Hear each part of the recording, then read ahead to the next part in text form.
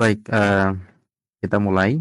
Eee, Video kali ini kita coba ingin bahas terkait dengan lanjutan materi sebelumnya tentang website. Nah, ada korelasi, tentang website dengan dunia digital. Nah, salah satu faktanya adalah di mana Indonesia ini, memiliki, jumlah startup atau perusahaan yang menggunakan, digital di perusahaannya, jumlahnya itu sangat signifikan. Jadi jumlahnya ada 2.562 startup di Indonesia. Ini merupakan sebuah peluang di mana di era digital ini kita bisa punya kontribusi positif lah. Nah, ini update di tahun 2024, 11 Januari. Nah, di Asia Tenggara kita menempati posisi pertama. Di Asia kita nomor 2 setelah ya, dan dunia kita memposisikan sebagai eh, ranking 6. Nah, ini fakta lainnya. Jadi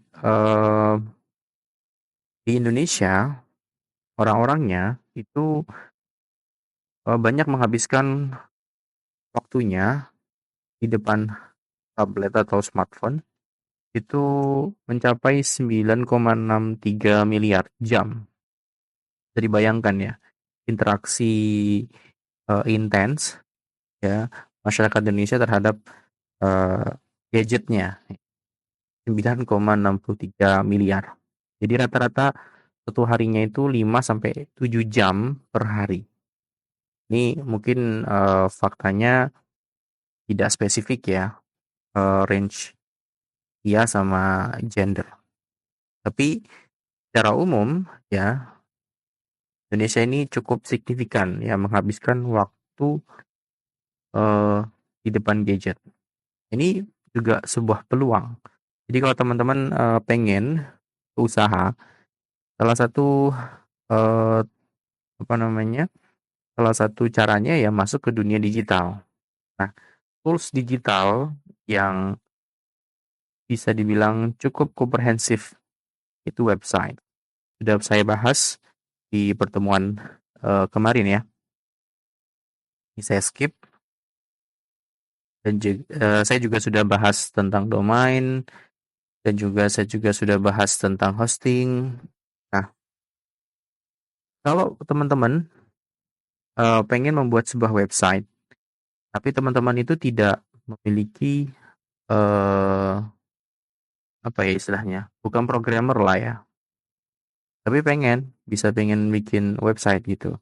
Nah, salah satu caranya adalah bisa menggunakan yang namanya WordPress. Apa itu WordPress? Kita akan bahas. Ya, WordPress itu adalah platform content management system untuk membuat sebuah website. Jadi istilahnya itu kayak cuman drop, ya tetap ada coding sih, tapi tidak coding juga bisa. Artinya website itu tetap bisa eh, tetap bisa muncul tanpa coding. Karena memang secara tampilan, secara fungsi memang diperuntukkan untuk tanpa coding gitu. Sistemnya sudah jadi gitu ya. Mulai dari CMS-nya, kemudian juga software atau plugin-nya juga sudah jadi gitu ya. Nah, eh kenapa WordPress ini kita harus pelajari gitu ya buat teman-teman yang masuk ke dunia digital khususnya pengen bikin website. Karena salah satunya adalah faktor komunitas terbesar di dunia. Artinya orang yang menggunakan WordPress itu jumlahnya sangat banyak gitu. 43% website yang ada di dunia ini, yang ada di internet itu menggunakan WordPress. Ya. Jadi kalau misalkan teman-teman punya kendala di pembuatan websitenya atau di developingnya, itu tanya di grup itu mungkin masih semudah gitu ya. Karena orang yang ditanyai itu banyak gitu ya. Bisa bisa bisa menanyakan ke orang-orang yang ada di grup komunitasnya itu. Ini sangat besar, bahkan ada di Facebook juga. Jumlah komunitasnya juga banyak sekali dibanding CMS yang lain. Ya, ada Shopify. Shopify ini biasanya untuk toko online gitu ya. Wix, Wix, walaupun sebenarnya iklannya juga cukup masif gitu ya. Kalau Squarespace, ini saya belum pernah mendengar. Joomla, nah ini Joomla juga cukup banyak. Drupal, dan seterusnya.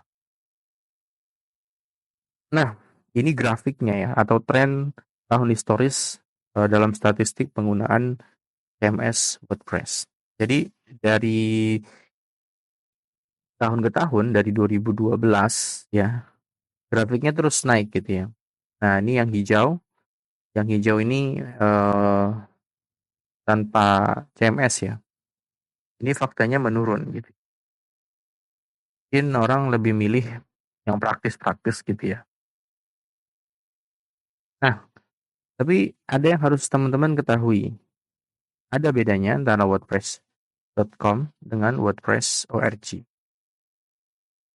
Nah, kalau WordPress.com itu platform yang menyediakan semuanya. Artinya memang perusahaan yang menyediakan website, include hostingnya, include domainnya, ya.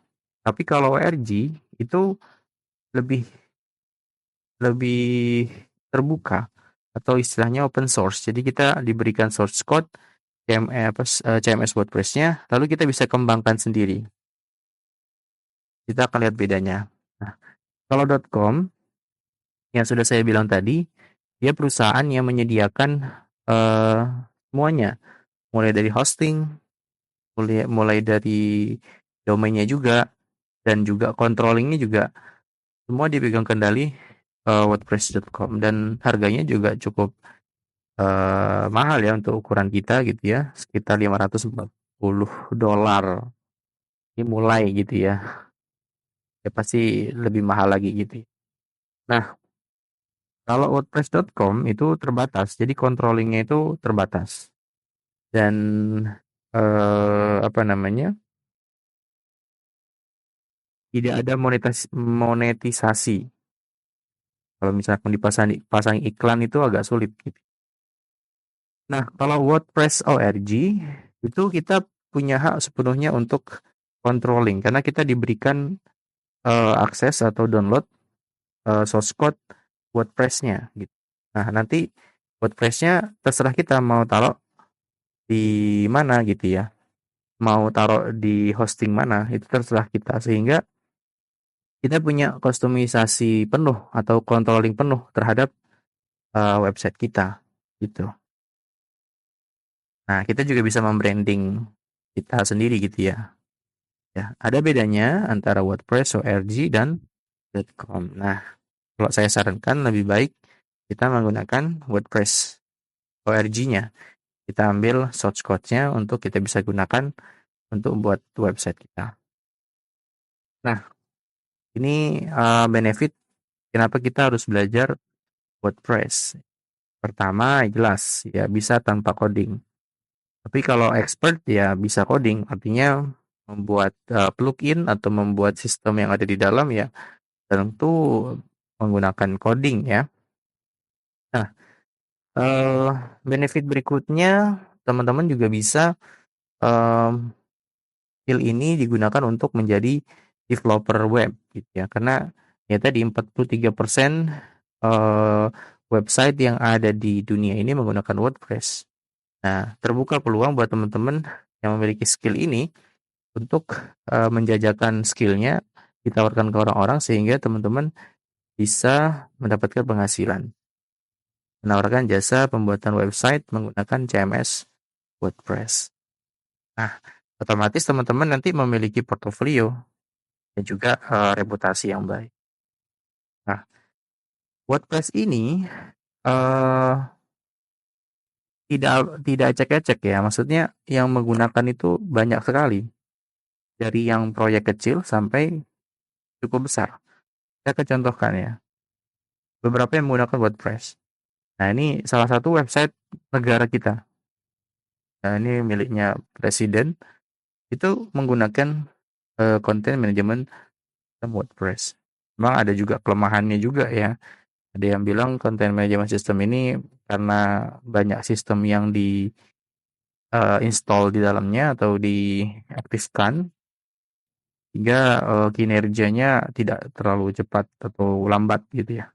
Tapi kalau ngerti apa namanya, ngerti menggunakannya dan juga hosting juga bagus gitu ya, kapasitasnya juga sangat baik ya, tidak lambat lah, ya begitu. Nah, selain itu juga ada nih salah satu contoh website berita yang cukup terkenal, ini juga menggunakan WordPress. Ada banyak lain yang teman-teman bisa cek sendiri. Di sini saya menggunakan extension di browser namanya Weblazer untuk mengetahui eh apa namanya, website itu menggunakan teknologi apa sih. Nah, itu teman-teman bisa nginstall di browser kalian sebagai extensionnya namanya Weblazer. Baik, sebetulnya saya ingin membahas beberapa materi teknikal, ya. Nanti kita akan bahas di materi yang spesifik ya, khusus buat teman-teman yang berminat saja. Jadi materi untuk kali ini saya cukupkan sekian. Terima kasih. Wassalamualaikum warahmatullahi wabarakatuh.